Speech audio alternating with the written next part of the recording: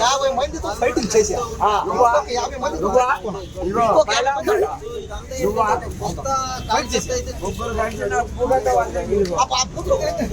మాట్లాడతా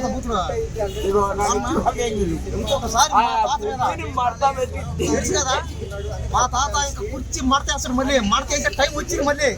కాబట్టి తాతతో మాట్లాడేటప్పుడు జాగ్రత్త, సరేనా? నమస్తే. నా అభిమానులకు, దేశ ప్రజలందరికీ ఒక దండం. నన్ను కుర్చీ తాత అంటారు, లేక కాలా పాష అంటారు. నేను మాట్లాడితే ఒక హైడ్రోజన్ బాంబు లాగా, నా అడుగు ఒక తుఫాన్ లాగా ఉంటుంది. 10 మంది నా ఎదురుగా వచ్చినా నేను భయపడా. కానీ దొంగ దెబ్బ కొట్టిన దొంగ నా కొడుకులు వచ్చి వెనకకి, అయినా నేను ఆగల. పోయి ఒక్కని దొరికించుకున్నా, ముగ్గురు ఇట్లా. పొయ్యే రక్తం పోతూనే ఉన్నది. వాడిని కొడితే ఇంకా హాస్పిటల్లోనే ఉన్నాడు. నా వయసు 63, నాకు గ్లూకోజ్ తెలియదు. నా వెయిట్ 42. శరీరంలోని బలమంతా తీసుకొని తీసి దెంగింది అనుకో, క్వింటల్ పడతాను. నేను ఎవరికి భయపడా. తప్పు చేయ సారీ చెప్ప. నా ఎదురుగా ఎవడన్నా తప్పు చేస్తే వెంటనే కుర్చీ పడతా పెడతా. మా తాత మీద అయితారు. తాత మీద ఎవరైనా సరే, తాత మీద ఏక వాళ్ళ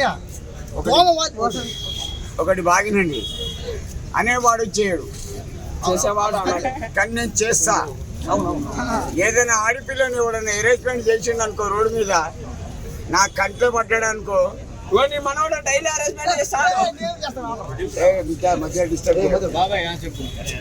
పిచ్చ కొట్టుడు కొడతా. ఆడపిల్ల అంటే ఏమనుకున్నావు? ఆ అంటే అమృతం, మా అంటే మమకారం. దేవుడు పుట్టలేక అమ్మనిచ్చిండు. ఆ దేవుడు కూడా ఒక ఆడపిల్లకే పుట్టిండు. దయచేసి ఆడపిల్లను సతాయించకండి. నాకు ఆడపిల్లలంటే తెగ అభిమానం. నేను 4 రెక్కలకు ఒక తమ్ముని, ఇంటికి ఒక్క కొడుకును. ఆడపిల్ల అంటే ఏందనేది నాకు ఎరక. దయచేసి ఈ కుర్చీ మనమే ఒకటే. ఎవరు కానీ ఎక్కడ కానీ ఏ ఆడపిల్లని సతాయించకండి. ఒకవేళ ఆ అమ్మాయికి ఇష్టం ఉంటే, ఇంకొక మాట, love marriage the best, arrange marriage the best. Love is the best, అదొక బాబాయ్ ఇప్పుడు